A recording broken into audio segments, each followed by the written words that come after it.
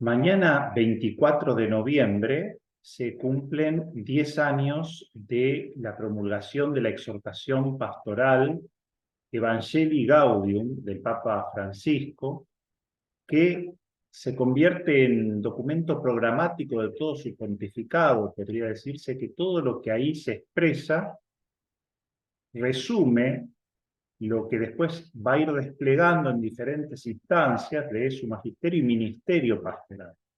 Yo ahora lo que voy a compartir es una síntesis de textos que ustedes también podrían encontrar en este libro, que está también gratuitamente online, que mirando el título pueden descargar tanto de Academia como de ResearchGate a partir de la página 160. Yo de ese texto ahora voy a compartir pantalla y tengo marcadas en verde las frases literales del documento. Es una síntesis muy ajustada. Voy a tratar entonces de leerlas y de comentar lo mejor que se pueda, muy brevemente, las principales intuiciones. El primer capítulo lleva por título Introducción y capítulo 1, la transformación misionera de la Iglesia. Dice el Papa que la nueva etapa evangelizadora debe estar marcada por la alegría, es el título, Evangelii Gaudium, que surge del encuentro personal con Jesucristo y de la salida misionera, porque la vida se acrecienta dándola y se debilita en el aislamiento y la comodidad. Es una convicción bien central del Papa a lo largo de todo su magisterio. Por eso a veces pongo ahí alguna indicación en rojo al costado cuando el texto es más importante. Cada vez que intentamos volver a la fuente y recuperar la frescura original del Evangelio, brotan nuevos caminos, métodos creativos, otras formas de expresión, signos más elocuentes, palabras cargadas de renovado significado para el mundo actual. La alegría siempre tiene la dinámica del éxodo y del don, del salir de sí, del caminar y sembrar siempre de nuevo, siempre más allá. Por eso, como el Señor, dice el Papa, atrevámonos un poco más a primeriar. Este es un neologismo que es bastante interesante, indicativo de lo que está anticiparse, adelantarse, aprovechar la oportunidad, es muy porteña esta expresión, propiciando una opción misionera capaz de transformarlo todo, más que evangelizando para la autopreservación. Y acá hay una tensión dialéctica entre lo que sería la institucionalidad, la autopreservación y la salida misionera. Una dialéctica controlada. Pero el Papa va a poner el acento siempre en esta dimensión de salida, esta dimensión querigmática de la vida de la Iglesia. Conversión misionera y pastoral de las parroquias, del obispo, y también del papado y las estructuras centrales de la Iglesia universal. Una pastoral en clave misionera no se obsesiona por la transmisión desarticulada de una multitud de doctrinas que se intente imponer a la fuerza de insistencia, o por mantener costumbres propias no directamente ligadas al núcleo del Evangelio. Y esto frente al tradicionalismo, a un cierto conservadurismo, sino que más bien es una iglesia en salida con las puertas abiertas, que se concentra en la misericordia, la más grande de las virtudes. Acá el Papa también insiste mucho en este tema, convocó un año de la misericordia, dice que en la reconciliación, en el sacramento de la reconciliación hay que perdonar todo. Pone mucho más el acento en el tema de la misericordia que en el tema de la justicia, que evidentemente la presupone y trasciende. La misericordia, la más grande de las virtudes, permite que todos puedan integrar la comunidad, que nadie quede afuera. Se preocupa de que su dinamismo misionero llegue a todos, sin excepción, pero privilegia a los pobres y enfermos. Y acá hay otra de las situaciones muy claras del Papa, con muchos gestos, signos que ha tenido a lo largo de estos más de 10 años de magisterio, del ministerio pastoral.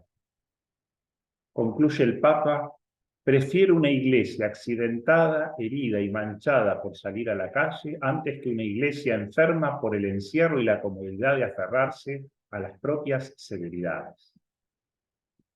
Y vamos al capítulo ahora 2. En la crisis del compromiso comunitario. Tanto el capítulo 2 como el 4 tienen una mirada sobre la realidad muy fuerte, así como el capítulo 3 va a tener un tono más querigmático. El 1 y el 5 más pastoral espiritual. Está hecha en forma de quiasma esta exhortación apostólica. Es decir, el centro es el capítulo 3 y después, por espejo, 2 y 4, lo social, 1 y 5, lo pastoral espiritual. En el marco de un ejercicio de discernimiento evangélico, que es una mirada pastoral sobre la realidad, evidentemente, el Papa se detiene con una mirada pastoral en algunos aspectos de la realidad que pueden detener o debilitar los dinamismos de renovación misionera. Observa que la humanidad vive en este momento un giro histórico o cambio de época. Me gusta mucho esta expresión porque evidentemente desarrollé toda una teología del cambio de época sobre esta expresión, en el que de la mano de un fetichismo del dinero y la dictadura de una economía sin rostro, todo entra dentro del juego de la competitividad y de la ley del más fuerte, y donde se ha desarrollado una globalización de la indiferencia. Acá hay otro núcleo importante del Papa, que va a incidir, por ejemplo, en Laudato Si, también, y en Fratelli Tutti también de algún otro modo. La idea de que hay un culto idolátrico al dinero en el mundo de hoy. Y esto en realidad no es algo que vaya contra la economía, sino contra una actitud espiritual o humana frente al dinero. Esto no tiene nada que ver con los modelos políticos, económicos, sino con la actitud de las personas. Como, bueno, objetivamente hablando, el dinero se asocia al poder y a una lógica de los más fuertes. Esto es propio desde la modernidad. Esto es algo que puede ser constatado desde hace algunos siglos con mucha más fuerza, con mucha más claridad. Se acusa de la violencia a los pobres y a los pueblos pobres, y se pretende encontrar la solución en una educación que los tranquilice y los convierta en seres domesticados e inofensivos. Acá hay una crítica a una educación que no libere, que no promueva, que no sea hecha desde las propias aspiraciones, las búsquedas profundas humanas, sino más bien una educación controladora, una especie de opio del pueblo, diríamos. Se produce un acelerado deterioro de las raíces culturales y la proliferación de nuevos movimientos religiosos. Se tiende a reducir la fe y la iglesia al ámbito de lo privado y de lo íntimo. Se debilita el desarrollo y la estabilidad de los vínculos entre las personas, incluyendo las familias. Esta unificación internacional, global, sin rostro, esta idea de la esfera más que del poliedro. Si bien existen debilidades en las culturas populares de los pueblos católicos, la piedad popular es el mejor punto de partida para sanarlas y liberarlas. Esta expresión de piedad popular, mística popular, que está en latinoamericana, y que el Papa también asocia a un jesuita argentino ya fallecido, Jorge Seibold. Por otra parte, una cultura inédita late y se elabora en la ciudad, que se convierte en lugar privilegiado de la nueva evangelización, si bien en ella también se desarrollan el tráfico de drogas y de personas. En este contexto, una tentación de los agentes pastorales es la preocupación exacerbada por los espacios personales de autonomía y de distensión, el aferrarse a seguridades económicas o a espacios de poder y de gloria humana, con actividades mal vividas, y el progresivo desarrollo de una psicología de la tumba, que poco a poco convierte a los cristianos en momias de museo, o en pesimistas quejosos y desencantados con cara de vinagre. Es decir, si no se dialoga con el mundo, evidentemente, cuanto más el mundo vaya cambiando y transformándose, peor estará. Esta es la lógica de esta reflexión. El Papa recuerda que estamos llamados a ser personas cántaro, descubriendo la mística de vivir juntos en una santa peregrinación, en una especie de fraternidad mística contemplativa. Y acá tenemos el germen del concepto de sinodalidad, que irá tomando fuerza a medida que avance el ministerio pastoral del Papa, sobre todo con el sínodo de la sinodalidad. Esto de hacer caminos juntos, discerniendo, etc. Con esto contrasta la mundanidad espiritual que hace mirar de arriba y de lejos y rechaza la profecía de los hermanos, la fascinación del gnosticismo o su contracara, el neopelagianismo autorreferencial y prometeico, propio de generales de ejércitos derrotados. Es cierto que ha crecido la conciencia de la identidad y la misión del laico en la Iglesia, pero es necesario ampliar la presencia femenina, escuchar a los jóvenes para que sean callejeros de la fe y a los ancianos. Esto muchas veces el Papa lo ha repetido. También el Papa ha escrito una carta a los jóvenes, Christus Vivit, y bueno, ha dado mucho espacio también en la vida de la Iglesia, en cargos también de responsabilidad a las mujeres. Netamente la Iglesia del siglo XXI va cobrando un rostro laical. Vamos al capítulo 13, el anuncio del Evangelio. Esto es como el corazón del documento. Dice el Papa que la Iglesia tiene que ser el lugar de la misericordia gratuita, donde todo el mundo pueda sentirse acogido, amado, perdonado y alentado a vivir según la vida buena del Evangelio. Sin embargo, este pueblo de Dios se encarna en los pueblos de la tierra, cada uno de los cuales tiene su cultura propia, siendo que no haría justicia a la lógica de la encarnación pensar en un cristianismo monocultural y monocorde. Cuando en un pueblo se ha inculturado el Evangelio, el pueblo se evangeliza continuamente a sí mismo. Aquí toma importancia la piedad popular. Acá estamos por todo el tema del anuncio, pero inculturado del Evangelio. La piedad popular acentúa por la vía simbólica más el credere in Deum, el creer en Dios, que el credere Deum, creer lo que Dios dice de sí. En particular afirma Francisco, y acá se va a detener bastante en este tema, que la homilía es la piedra de toque para evaluar la cercanía y la capacidad de encuentro de un pastor con su pueblo. La Iglesia es madre y predica al pueblo como una madre que le habla a su hijo, desde su propio acervo sapiencial o lugar de síntesis, a partir del mensaje principal, diciendo mucho en pocas cosas, respaldando lo que se dice con la mayor o menor santidad del ministro, que influye realmente en el anuncio de la palabra.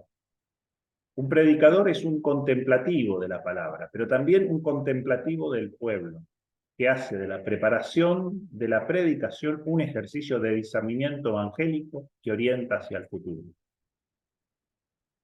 En relación a la catequesis, el Papa sostiene que toda formación cristiana es, ante todo, la profundización del querigma, y que la misma catequesis es una iniciación mistagógica, donde cobra relevante importancia el camino de la belleza y el discernimiento de los nuevos símbolos. También el acompañamiento espiritual tiene un lugar destacado en el ámbito de la misión evangelizadora, para que los peregrinos no se conviertan en errantes caminantes al margen de Dios. La escucha nos ayuda a encontrar el gesto y la palabra oportuna que nos desinstala de la tranquila condición de espectadores. Acá está todo el tema de la conversación espiritual, que está tan asociada a esta peregrinación, a hacer caminos juntos, la iglesia en salida, a la sinodalidad. Vamos al capítulo 4, que tiene por título la dimensión social de la evangelización. El querigma tiene un contenido ineludiblemente social, y la evangelización procura cooperar con la acción liberadora del espíritu, ya que el reino que se anticipa y crece entre nosotros lo toca todo. Por eso nadie puede exigirnos que releguemos la religión a la intimidad secreta de las personas, sin influencia alguna en la vida social y nacional.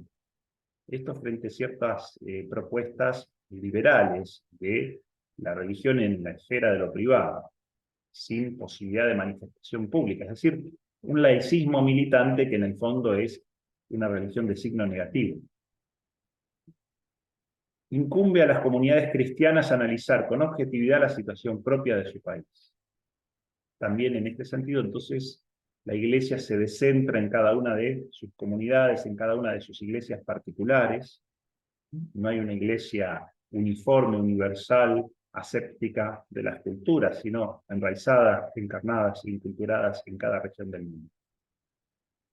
La posesión privada de los bienes se justifica para cuidarlos y acrecentarlos de manera que sirvan mejor al bien común, por lo cual la solidaridad debe vivirse como la decisión de devolverle al pobre lo que le corresponde.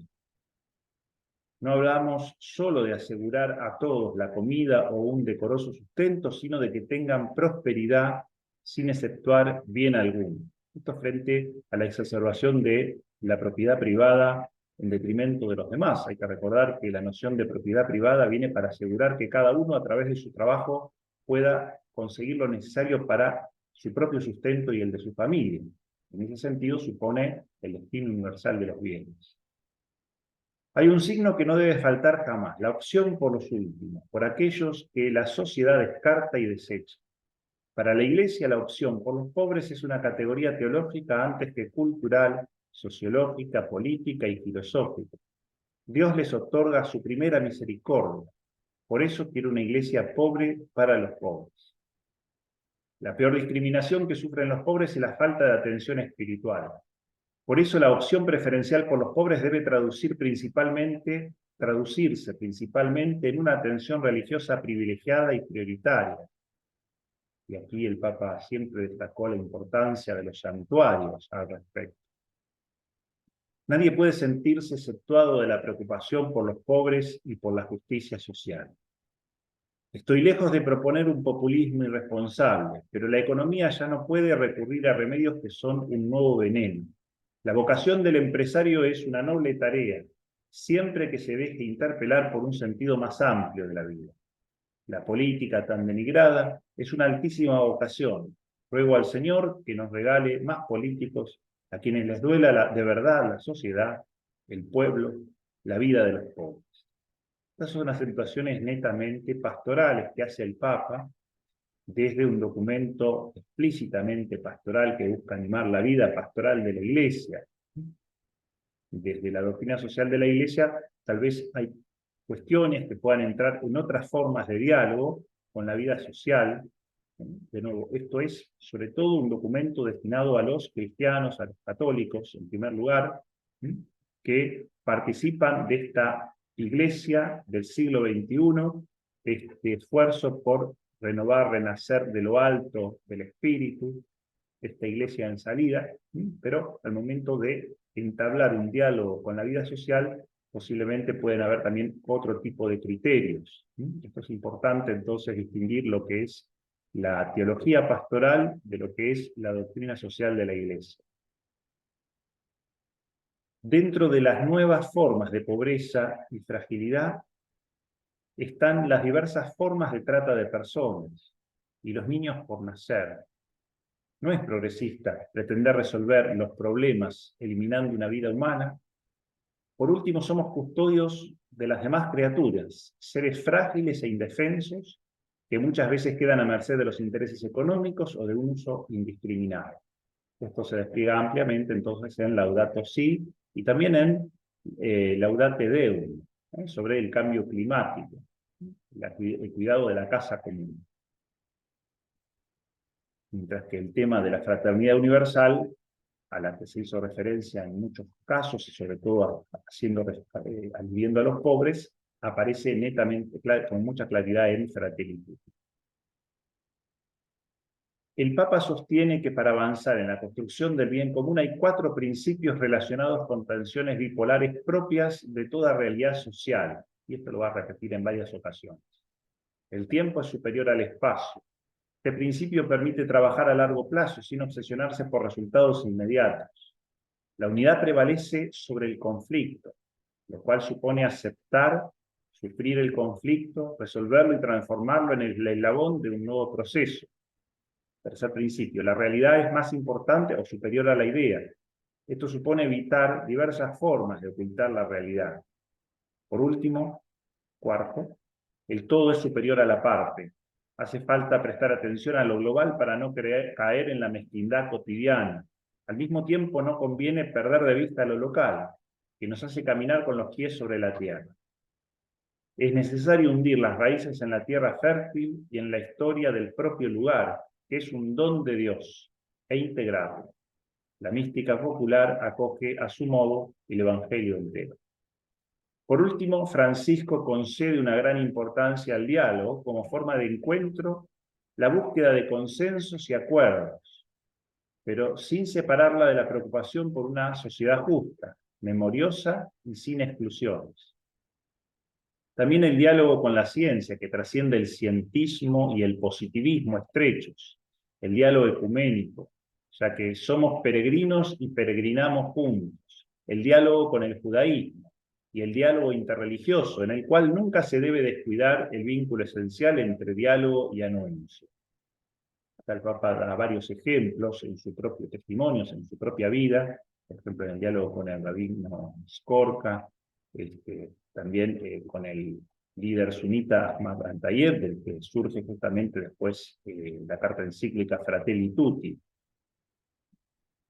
En particular, el Papa pide a los países de tradición islámica que den libertad a los cristianos para poder celebrar su culto y vivir su fe.